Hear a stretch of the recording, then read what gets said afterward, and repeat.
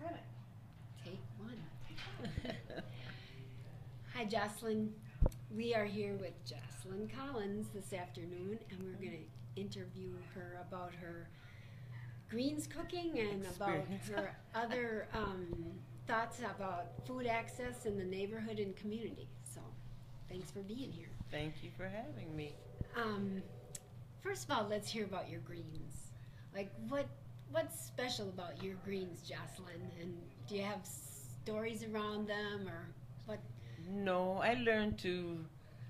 I grew up on greens and mostly collards and mustards, but I've learned to like turnips and I like them mixed.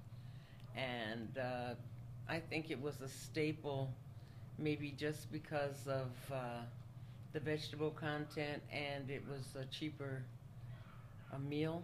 Mm-hmm. And I've learned that it goes well with smoked meats, pork, turkey, chicken, whatever you want. And I've even learned to make them vegetarian. So nothing special about them. They taste good. Yeah. Where did you grow up? I grew up here in St. Paul, in the Rondo area, Okay. neighborhood. So did your mom and grandma teach you how to make greens, or did you just kind of? I was the cook. High school, 10th through 12th grade, I was usually the first one home, and I think the responsibility just became mine to be home and start dinner and cook dinner. And both my parents cooked, so I learned recipes from both of them. And then it became that I would just be preparing the whole meal every night, so that was my job. Cool. No, not so cool when you're in high school. Yeah, and you that's don't true. want to come straight home to start the dinner and then have it finished by 5:30. Yeah. But it worked out. I grew from it. I learned how to cook. That's cool. And I know how to do it fast, because after I had kids, you learn how to do that fast. What other foods do you like to cook? Actually, chicken's a good one. I don't like baked chicken, but I do love fried, and I learned how to do that well. But I like all food. You can tell. But I do. There's very few foods I don't like. Eggplant is one, because maybe I don't know how to cook it. I think that's what it is. But I didn't grow up on it, so I'm not really fond of it. Yeah. But everything else, I don't have a problem with. Cool. So, So do you usually get your greens from the garden, or? yes. So do you Or- have a big garden? This year, yes, and last year, I worked CSP's gardens and maintained them, and the one that was on Victoria, and the one that's here on this property, I didn't really maintain, I just took from. But yeah, I grow my own, I have my own garden where I live, so I grow staples like that, something that can grow throughout the summer, and not, everybody grows the same thing, tomatoes, cucumbers, and I steered away from that. I've learned what to put in the garden with what, so that one plant doesn't overtake the whole garden. Like cucumbers and squash, they're a big space hog. Yeah. So, yeah. And this year I grew sweet potatoes, and they were cute and they tasted good. That was my first time. I think I'm gonna try that next year, 2017, because we are gonna be experimenting with what to put in the garden that would yield all summer into the fall, So there probably won't be any tomatoes in that one, or cucumbers or something like that, but cabbages that take up unlimited space, and greens. Like I Regenerative said, greens and Yeah. things. yeah, and turnips, like you said, turnip greens.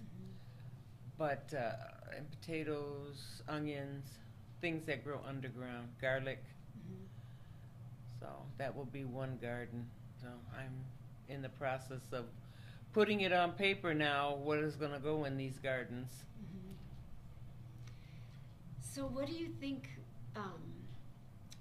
would help you with the gardening? Do you need more space, or do you need more equipment? You can always use space, and the more space is the more work, and equipment is always good. You know, using minimal tools. I mean, it's doable, and I've done it, but yeah, it helps to have different tools to break the ground, to clear it out, to keep it weeded. Mhm. Well, we were talking before about the space out here. Mhm. And, can you tell us about that? What you feel about that? The space here at 501 Dale was quite an experience this year, 2016, because Metric built the gardens, and they hauled dirt, and we planted, and we grew, and we grew, and then when everything was grown, the government came in and put a no trespassing sign on the lot, so people were not free to harvest what had been grown. And I think it's sad that they waited till everything was grown to put the sign out there, because they had to be watching it too. And I didn't understand, the meaning of that, but they had no conscience about doing it. I mean, but we picked it anyway because we grew it. We were gonna just let it watch, and that didn't make sense.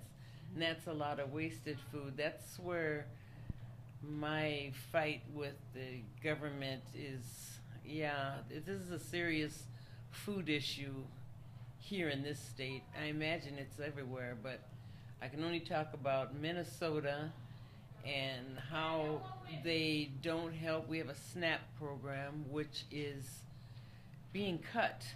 It's not very big for Americans, but they have no problem giving food stamps and food handouts to people who are not American born. They have not gotten citizenship yet. So we have a lot of seniors this past year still eating pet food, canned cat food and dog food, and the government handing them a little certificate for $7 worth of groceries, and you cannot buy meat and milk and bread for $7. The next allotment I heard was 16.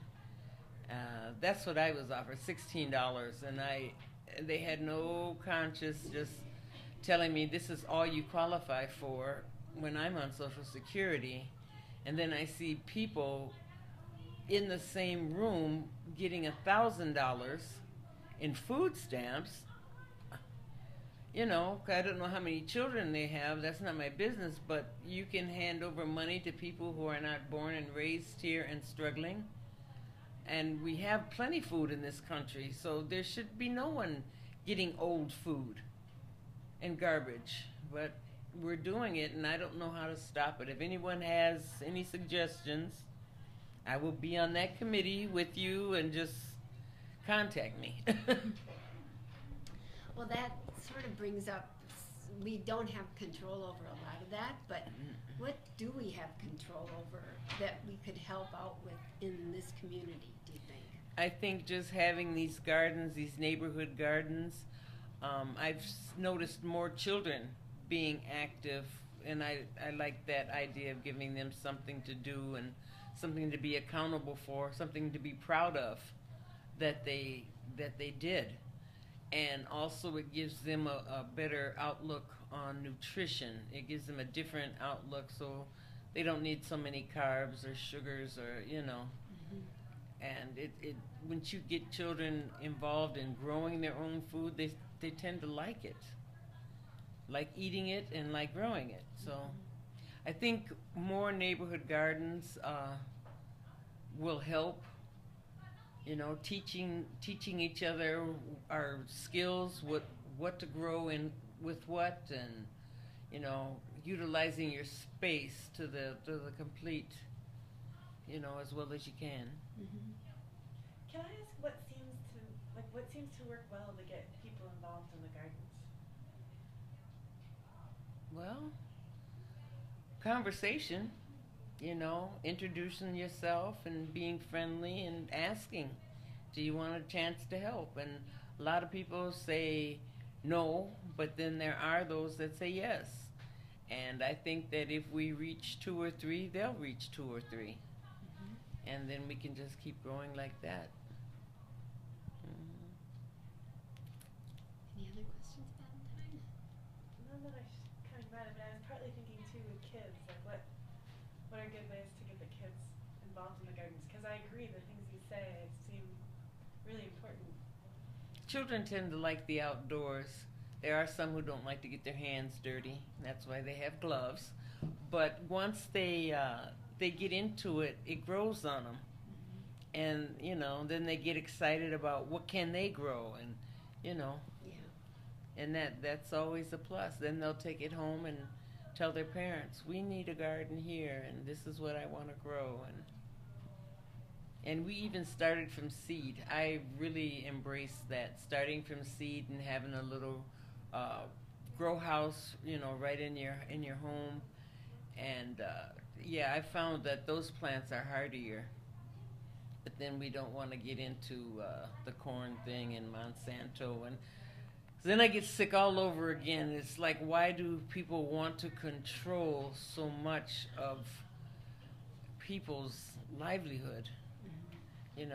Why would you make the farmers not use their own seed and reseed? They sell this corn, these corns that don't what do you call that? Rejuvenate, or they can't grow. 1 year is all you get, and before we never did it like that. But I don't know why the government is giving so much control to things that are not for people. Mm-hmm. They are not for us. So who are they for? I mean, we make up this country.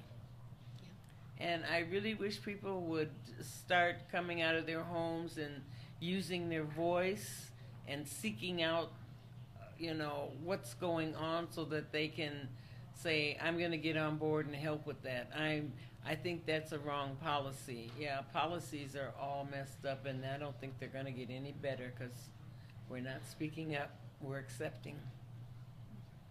And the few that do speak up, the voice is not big enough, because either people are afraid, or they don't want to take the time, or it's all kinds of things.